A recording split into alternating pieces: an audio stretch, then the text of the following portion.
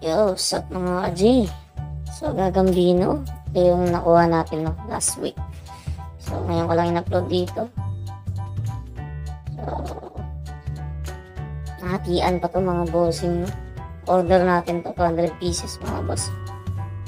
So, nahatian pa tong order natin. Nabawasan to ng mga 70 or 80 pieces. No? Hindi ko naman nakalain na susundutin ni Idol yun. No? Ganun kadami.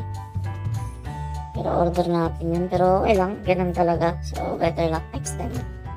So, yan mga tala. Mga jumbo size, no? Meron dyan butchogin mga boss. Kinuha ko yan, no? Kasi papet-pabin natin, panglalaro natin. So, nilaro na natin yun. Yung isa panalo, yung isa talo. So, ito. Naka-plastic na mga bossing, no? So, yan nakikita nyo. Good for shipment na yan siya. So, yan sila.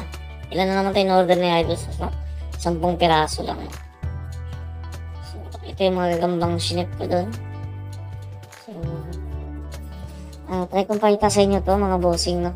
Isa-isa. Sa ibang video na siguro, or ibang gagamba naman yung papakita ko sa inyo. So, pag nakakit tayo ulit. Kukuha tayo ng malalaking gagamba.